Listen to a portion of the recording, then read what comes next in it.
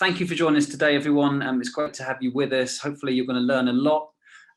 We've got a graduate with us today who has studied with us and is now a professional project manager. So we're going to be talking a little bit about that, quite a lot about that. You've sent us some questions, which has been great. So we're going to get onto those at the end. We've got Matt with us, who heads up the project management team here at Learning People, who's got an absolute wealth of experience to answer some of those questions. And then we've also got Marisha, who heads up our career services team. I'll just start off saying hello. I'm Jono, head of marketing here at the Learning People. Been here for just over 8 years. Fantastic journey. We've seen exponential growth during that time. So I'm based in Brighton, and we've got homes in Dublin, in New Zealand, in Australia, and we're entering new territories all the time. So over 35,000 students worldwide, and this is what it's all about for us. Getting people into new careers in project management, either starting from scratch or upskilling, learning the skills required, but getting them into new roles with the hand of career services. And I think that's actually key for the Learning People, and one of the key pieces that when you enroll with the Learning People, that you get as part and parcel of your training. We have a 97% employment rate of those who have passed, or you don't have to pass. So if you complete all 3 phases of career services, we have a 97% employment rate, which is pretty compelling. So, right, I think I'll hand over to Matt. Project management is absolutely booming. We've seen throughout COVID over the last 18 months, 2 years, that it's had a positive effect on the industry for those looking to enter careers. Project managers are needed in every single industry. But Matt, do you want to touch a bit more on that? Yeah, thanks, John. I appreciate the welcome.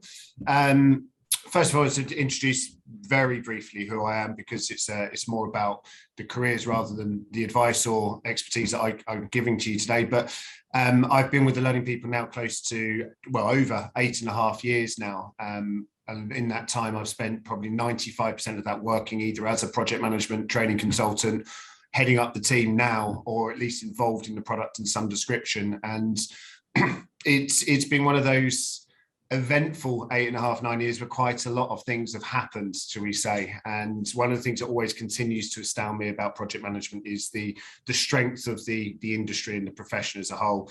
It seems to be bulletproof in many respects. It's definitely an industry and a profession that when there is times of adversity, be it or uncertainty, should we say, even post recession in 2008-9, the Brexit conundrum, and then also now the recent pandemic, project management is something that is relied upon by businesses, industries, and sectors as a safeguard almost against securing business futures. Even in unfortunate times when businesses go through downturns, it's project managers that are able to be in control of minimizing the damage to the business. And one of the things that's absolutely staggered me is the amount of opportunities that are currently available out there in the project management job market. It's doubled in the last 6 months. The amount of jobs out there in project management has doubled. It's absolutely crazy. But it's great to see, because with that has created an abundance of opportunities. And one of the things as well that's great about project management is, on this call, we will have people that have never done a day's project management in their life.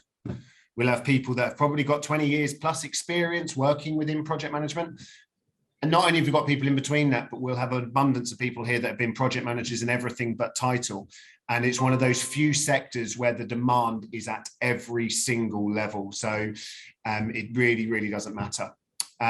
If you've already got to the stage of having a consultation with one of my team, you're in safe hands. Between us, we've got well over 50 or 60 years combined consultancy experiences in project management education. So the tips and advice that my team are giving some of you, or if you're thinking about having one of those consultations, will be second to no other training provider out there. So welcome. Thanks for joining us today. Like I said, we've got loads of people here. Great to have Nick and Marisha with us as well, isn't it, Jono? So yeah, thanks a lot, guys. That's the intro from me. Thanks, Matt. No, it is great. And with that, let's hear from Marisha, who heads up the career services team. Could you just give us a brief overview of what career services is? Absolutely. Hi, everyone. I work on the career services team at Learning People. I've got 12 years experience as a recruiter, placing graduates and candidates in a wide variety of roles, including project management. And I've been with Learning People now for over 3 years. So we launched career services with the aim of giving our students the tools and the confidence to approach the job market and take control of their careers. So we'll take you through a 3-phased process tailored to your own personal career path, whether you're entry level, whether you're career changing, whether you're looking to validate your existing project management skill set. And as Matt mentioned, the beauty of project management is that it exists in so many sectors, but as the job seeker, you need to be much more selective than ever of the companies that you're approaching and the level of research that you need to conduct. So phase 1 is all about laying down those foundations to become a credible candidate. We'll help you with optimizing your CV. We'll work with you on your LinkedIn profile, and we'll give you industry specific and impartial advice. So another area that you need to pay attention to, and that's often very much neglected in your job search, is the networking piece, which we'll focus on in phase 2. And more businesses are turning to their network right now to save on advertising and hiring costs. Who do they know that is out there that can do the job? So for you, it's all about building and nurturing your network throughout this time, because that is where the hidden job market is. It's through people that you will network with. Phase 2 is also very much about balancing your job search methods and using multiple methods, not just job boards. And phase 3 is all about interviews. So we'll help you prepare for the different types of interviews that are out there. We'll help you with industry specific project management type questions that you're going to come across as well. And we'll do mock interviews and stuff like that if you like. And yeah, along with all these phases, we also run interactive workshops, and we'll give you specific, it will be based on the phases, basically. It'll be on different job search tasks with our students. It's very interactive. And we also have like an alumni platform as well that gives you the chance to share your experiences about your job search and build your own project management community with fellow students. So this is the level of support that we can give you.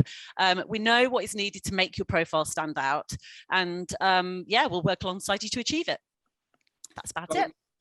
Thank you very much, Marisha.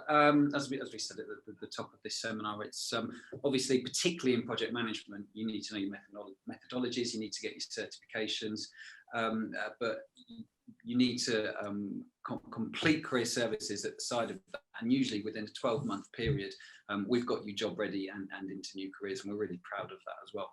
I think we'll get into like the bones of what this seminar is about, and we want to meet Nick, who's our graduate. Nick, thanks so much for joining us today. I know you've got really busy schedules. Really great to have you with us. So Nick, you're a portfolio analyst at the Office of National Statistics. Previously, you were a project support officer, and you've got a background in marketing and teaching. So maybe if we just start at the beginning and tell us a little bit about your journey into project management and why you decided to get certified would be great. Yeah, sure. Well, it's great to be here, see some old faces, and yeah, to share a little bit about my experience. So, I mean, I suppose winding the clock back to 2019, I was in a situation, had a great job that I loved, actually. I was working for one of the market leaders in the international education sector at that time. You referred to marketing, sales, and operations. So maybe a bit rarely for these days, I'd been working for the same employer for about 15 years. And my post was made redundant out of the blue. So I suddenly found myself, in a bit of a quandary. I was quite lucky because I got a good settlement and my wife was also working at the time. So gave me a bit of pause for thought to think about what I wanted to do next. So apart from taking a long overdue vacation, when I came back from that, I started thinking about what my transferable skills were from my previous work experience. And having stood up and run a number of summer programs for international students, I knew that I had strong organizational skills and was good at logistics, but I'd never obtained any formal qualifications in that area. I mean, that kind of led me towards project management. So I started off doing some research online and looking at the different types of qualifications available. And it was then that I came across Learning People, and I bombarded poor Martin, I think, with a whole stack of emails. And then we went on to have a few chats about the different options available at Learning People before I finally decided to commit to the CAP-M course. I expect you're still running that one. We are. It's one of our most popular courses, and Matt will tell us a bit more about that. So to just go back to you got in contact with us, you had a career consultation with Martin, bombarded him with emails, which I know Martin loves because he loves to get in the nitty gritty of everything.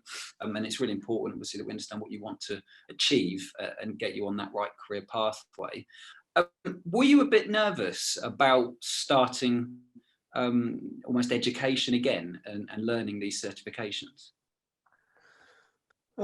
Yeah, I suppose I wanted to make sure that the investment I was making was going to be a worthwhile one, obviously.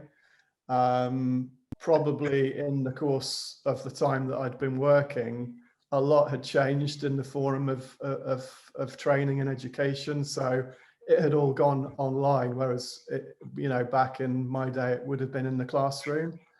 So I suppose my questions are around that, how the training would be delivered, what support would be provided, and, those kind of feedback loops. So Martin was really helpful in kind of clarifying all of that and how the package broke down, what kind of qualifications it would actually lead to. What support was provided in vis-a-vis, preparing for the exams, and yeah, he was able to put my mind at ease in that regard. So how did you transition then from doing everything online? Was it a simple process? Yeah, I mean, you have the login to the portal.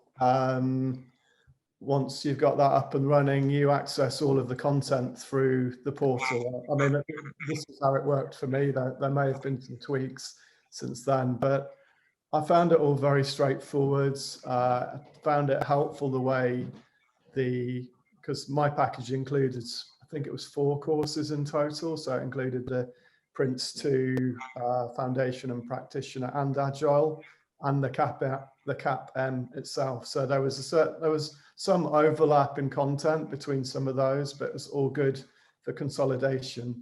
And it was also broken down into kind of bite-sized chunks. So it was quite easy to digest. And I think one of the things I found really important being out of work was having a kind of a structure to the day that helped with, that whole uncertainty about financial situation and, future outlook and so on. It was helpful to have that kind of being able to break it down into different areas. So how many hours a week were you able to study, Nick? And then did you, so I assume you had a 12-month license period. Did you target at the end of that, you wanted to be in a specific role by then? How did that work? Well, bearing in mind the the events of the last few years, when I came out of the training kind of early 2020, so it was the craziest possible time to be graduating from a program. But having said that, I mean, I was out of work, so the world was my oyster in terms of time management. But what I was keen to do was, not overload myself with it all being new content and new qualifications. I wanted to take it slowly at my own pace. And again, that's another benefit of the online training. You've got the 12 months limit, but I think the content of that course, I actually covered it within about maybe 4 or 5 months. Because obviously I wanted to get back into the workplace as soon as possible, but I also wanted to find the right opportunity. So I was able to balance the training itself with, the job search, with the discussions with Marisha in career support, and you know, my own, I was also volunteering at the time, so I was able to balance that with other commitments I had in my the rest of my life. Was that volunteering within project management or something separately? No, it was separate. It was something I'd already started previously. So, so how long into starting your training did you get in touch with career services? I think it's probably, well, I received the email, I don't know, probably within the first month, just introducing the services, career services, and what the program of support was going to entail.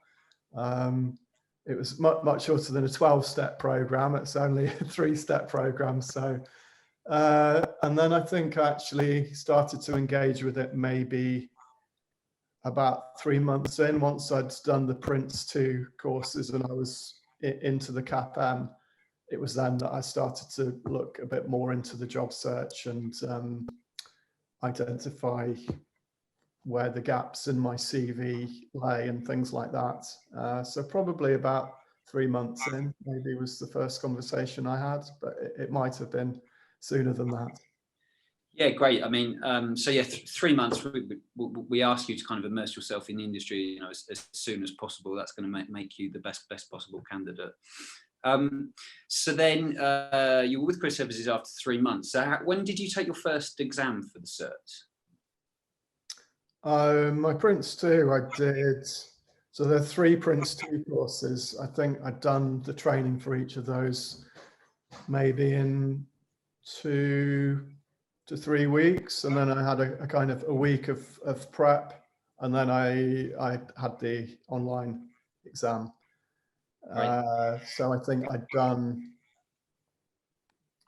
at least a couple of those before I started engaging with career services. So Nick, then once you got certified, you passed your exam. How did you target what role in project management that you wanted to do? And working for the ONS now is such a massive company to work for. That's got to be a really exciting role.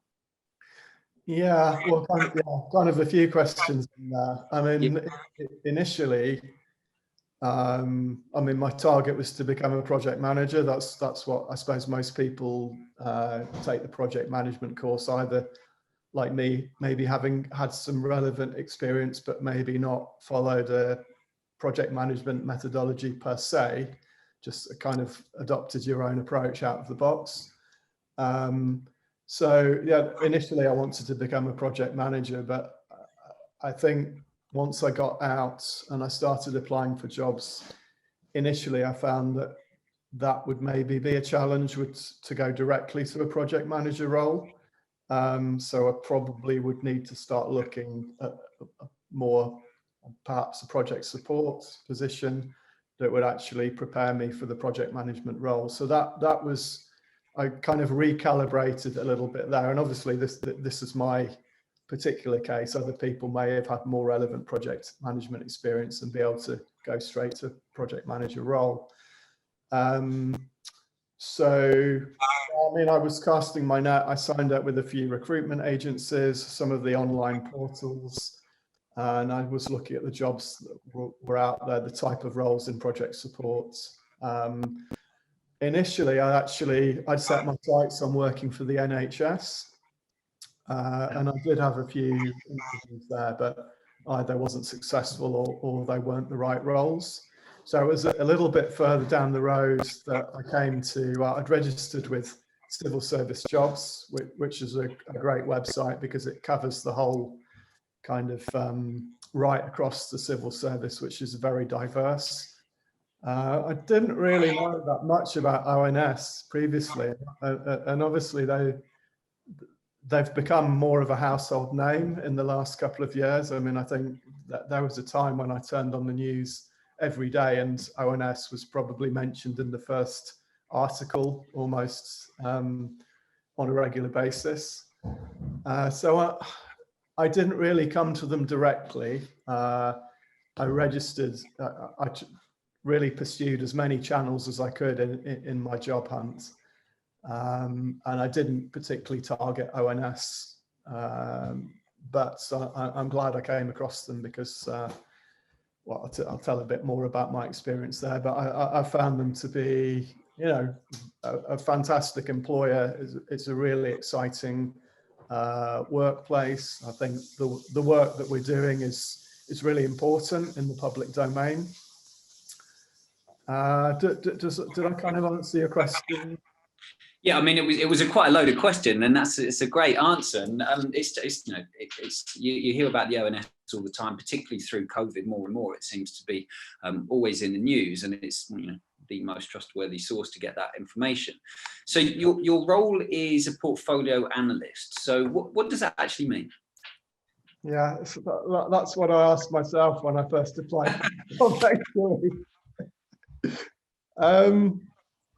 So I started as a project support officer. The ONS is quite a large organisation in itself, has about 6,000 employees or so.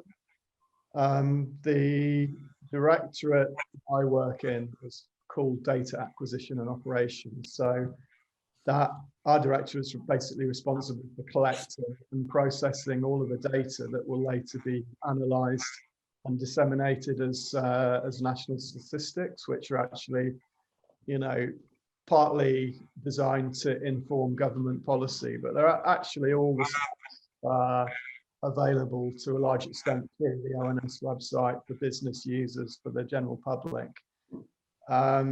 So yeah, within acquisition and operations, I work in a small divisional management team. So we support project delivery across the whole portfolio of programs. You mentioned COVID, but we also, obviously we had census this year as well, which is huge.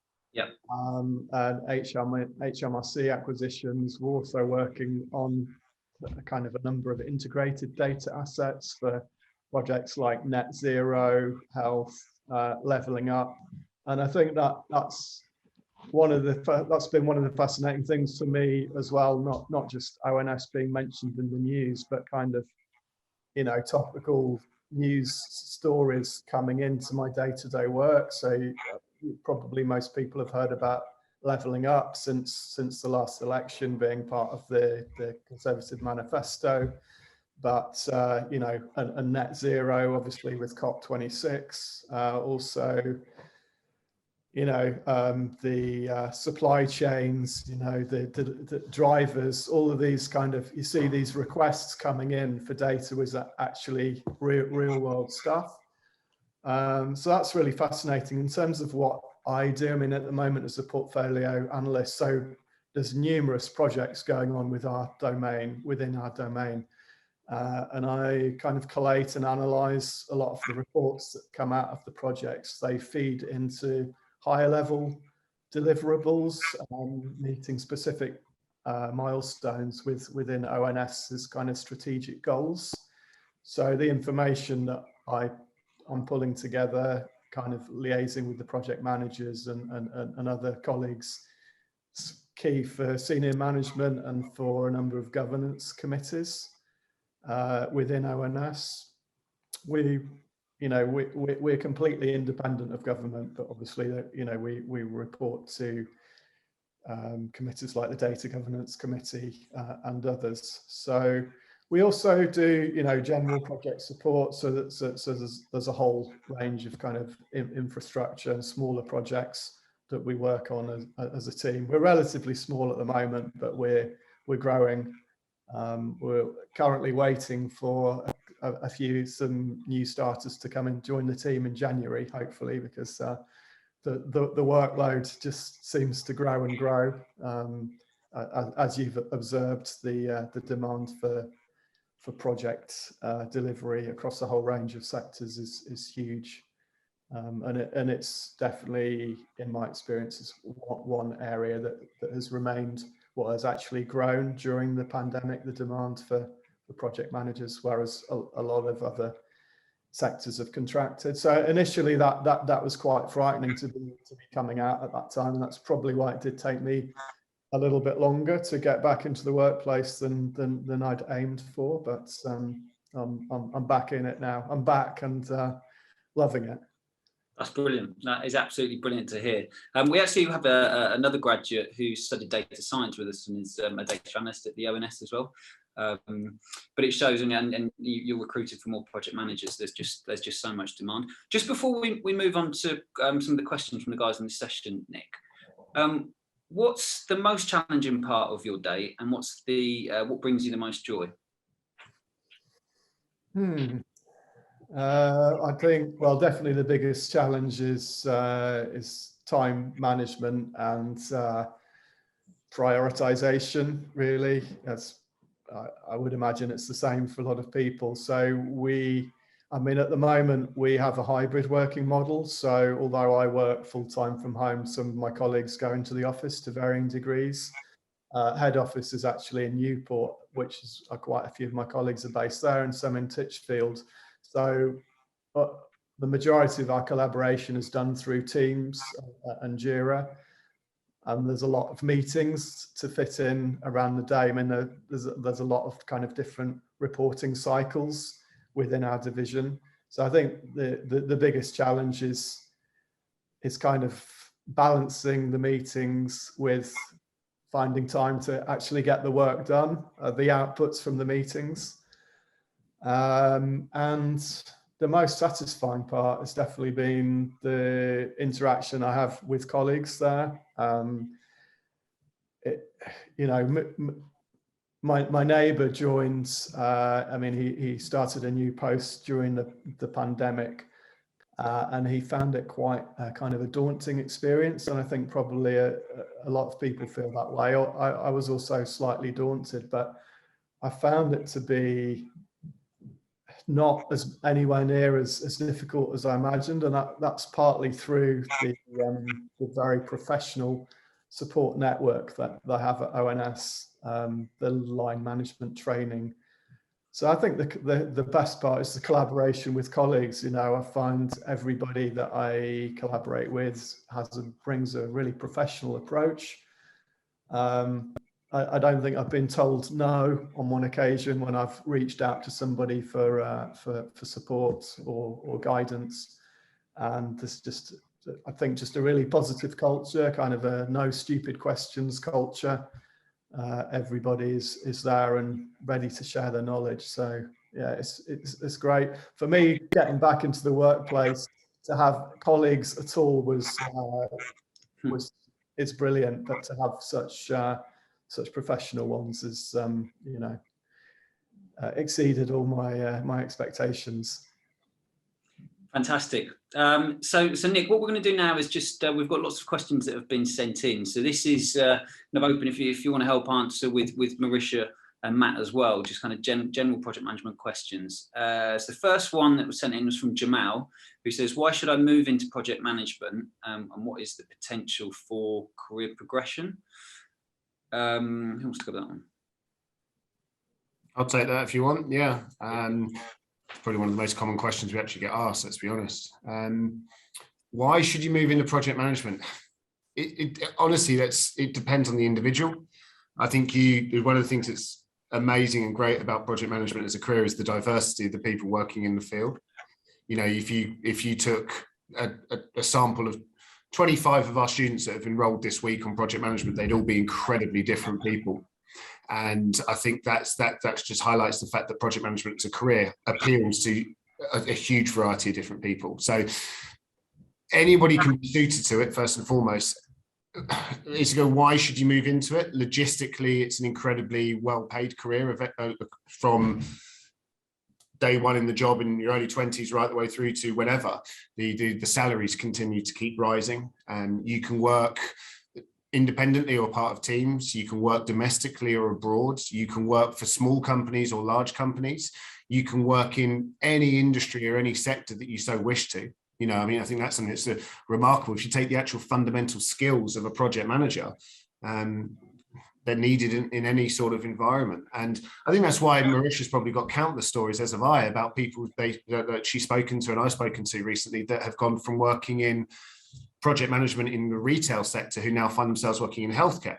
people that have worked in like the leisure and entertainment industry or the travel sector that now have had to sort of like realign their skill set to taking their strengths and working in maybe operations or logistics. You know, it's a story we tell quite frequently about somebody that worked as a retail store manager, and then because of their project management skills found themselves being responsible for deploying a testing center and vaccination center for COVID times, you know, because the skill sets are the same. So I think whatever motivates you to pursue a career in project management, be enthused that there's a role for you at the end of it, and a well-paid one and a secure role. I think that's it. And even if you're on the flip side, you're somebody that's, you know, the opposite of somebody like Nick or myself, and that work for companies for 8 to 15 years, respectively, you can go on contract work and jump from company to company if you so wish to do that as well. So it's a career that doesn't pigeonhole you. It's a career that financially rewards you. It's incredibly satisfying.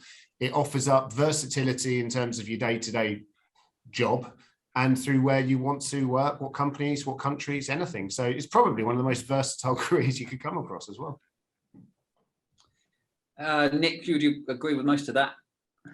Yeah, I was nodding away with Matt. Yeah, I mean, totally, and I'll just add to that. So I think one big contrast is private sector versus public sector. So I mean, I believe that's the history of Prince 2. I think it was actually designed in government to actually put in place a proper approach to make sure that projects were conducted well and efficiently with specific goals in mind. So, you know, if you're interested in working in the public sector, there's enormous opportunities as a project manager, and you know, within the civil service. So that's anything from ONS to Ministry of Justice to the Home Office. Like virtually every government department employs project approach to meeting business delivery. So definitely, if you're interested in doing something within the public sector, and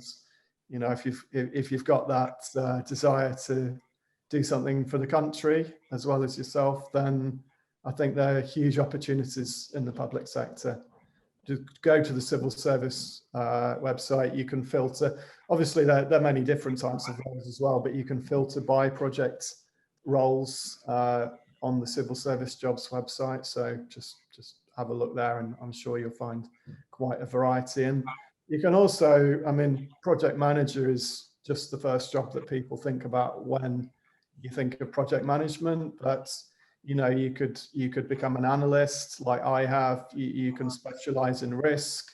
You can focus on governance, quality assurance, or you can work in a PMO. I mean, as Matt was saying, there's just unlimited opportunities to specialize within project management. I remember someone saying, just off the back of that, John, I remember talking to someone at a company, sort of like, we've probably got 20 project managers working at this company. Only one of them's got the title of project manager. You know, I think anybody can look at the company they're either currently in and think about people that do project-based roles. And I think you're right. You're absolutely right, Nick. I mean, the opportunities for somebody that does a project management course is not a project coordinator, project assistant, project manager. You're talking head of operations, retail manager, online accountant. Anything and everything can fall under projects a lot of the time. Next question is from Bassi. Maybe this is for you, Marisha. How can I secure a job as a project manager if I have no formal project management qualifications or training, but have managed aspects of projects previously? Well, first of all, that's something that we come across a lot. We're always working with students that have worked in some form of project, and at the beginning, when we start talking to them, it's quite difficult for them to explain what they do. It often helps if they've done maybe their first certification and then they've got a bit more of an idea about project management.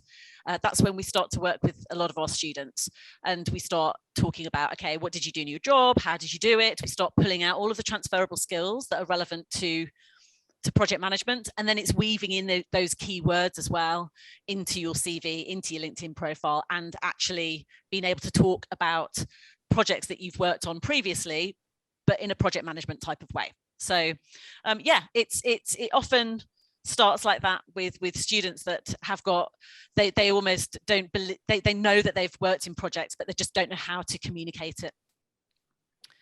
And there's a following question from Ellie, who's asking about the importance of having a project management qualification over work experience. What's the right mix? Because how do you get your work experience without having any qualification? Or is it because you might already be a project manager, but you just don't know yet because there's so many transferable skills? I think having both makes a massive difference, but people that have, I mean, we work with entry-level students as well, so where they have very little experience, but it's all about looking at, okay, what did you do? Even if you're working in a shop, okay, what processes did you improve? What did you grow? What did you reduce? How did you change something for the better?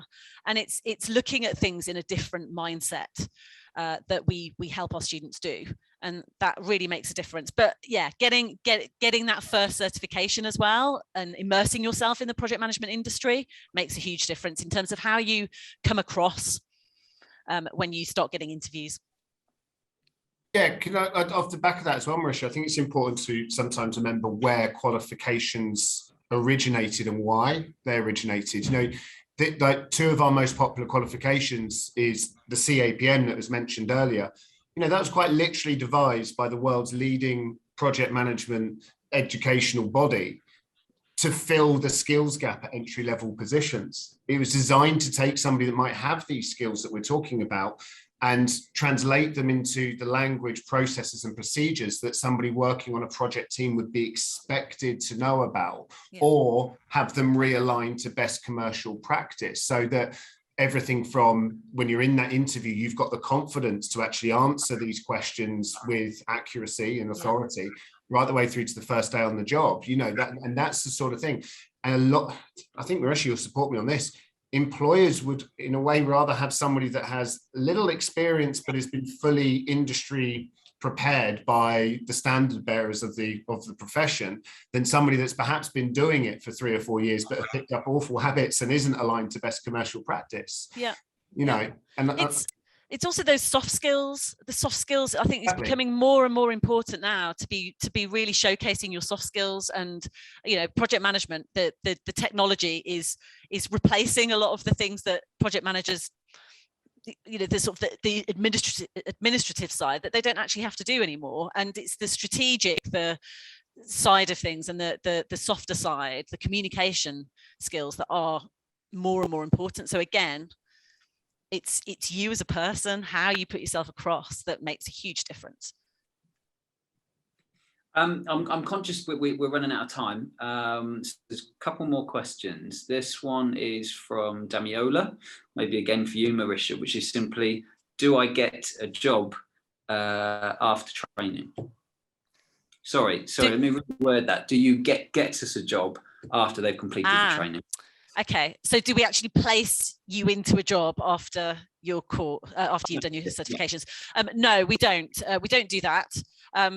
Maybe we will at some point, but at this stage we don't. The phases are there for a reason. We support you all the way through from when you haven't got a clue at the beginning, or you may be in a totally different role at the beginning, and it all feels very, very daunting. And we will support you with the tools to give you that confidence and to know how to navigate the job market.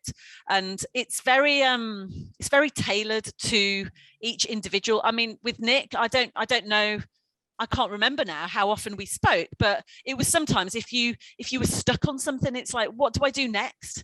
Where do I go from here? And then we'd have a chat, and then it'd be like, all right, I'll try this, I'll try that. And that's how it works. We've got the 3-phase process, and it works. But everybody's different, and everybody's got different goals. Everybody's got different challenges. And so we have to work individually with each person to make sure that we can provide ideas and then watch you try them out and see what happens next. But also we are actually building some relationships with companies as well. So that is another thing that we are moving towards. That's been accelerating at quite a pace at this stage. So yeah. It definitely has been accelerating, and I think Marisha, you might be downplaying it a little bit. Like, for those that weren't on the start of the call here, John, I have to correct you on your stat of 97%. It's actually 98% of people that complete the three-step process. 97. It's 98. But you know, it's proven that 98% of the people that go through the steps that and work with Marisha and her team have been talking about, that you end up in a new role once you've completed that. That's better, as far as I'm concerned, than any job guarantee, because this is an organic process that you get something at the end of it through merit.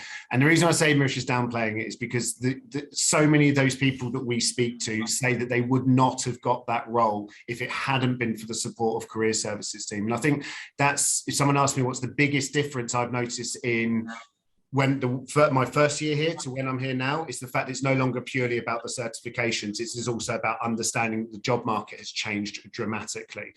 And as far as what Marisha was saying about accelerating our relationships with the company, I mean, perfect time to talk about what we're doing at the moment for December, isn't it, Marisha, with Tech UK? You know, we're an exclusive training provider for Tech UK. It's a massive, massive organization. If you go and look at the 800 companies that make that of that body, including the likes of Google, for example, those students that are enrolling in December, we're placing into a specific cohort that we would accelerate your access to the career services team and actually put you in a cohort and position you in front of the companies that make up Tech UK and try and get you a role with their partners, which is a massive thing. You're excited about that, aren't you, Marisha? Yes. A bit scared. No, it's good. It's very exciting. It is. It's really exciting. Look, I'm conscious of time. Everyone's got taking their lunch out, and obviously particularly Nick. I just want to ask you just two more questions, Nick. First one is, what advice would you give to anyone looking to enter project management? Well, for me, I haven't really looked back since I got the job with ONS. So I think, you know, read up on it. Look at the options. I did my own research before I came to Learning People in order to find out more. So you know, look at the courses that are available. I think we've already talked about the key ones. You know, Prince 2, CAP-M. Maybe try to think a bit beyond that. You know, do you want to be a project manager, or what type of role will kind of play to your strengths? Because anything that can facilitate your way back into the job market or your way in, if you're a new starter, is going to be of benefit. It is competitive out there, but I would say that the support I had from Marisha was invaluable as well. I mean, it's not just, I've been out of the job market I hadn't done an interview for quite a few years. I didn't have a CV. It had been that long. LinkedIn had become much more of a tool both for employers and employees. So building up my network on there, and, you know, using the keywords and things like that, incorporating those into my profile was really helpful. And I don't know if you still have it, but I had membership of the PMI as part of my package.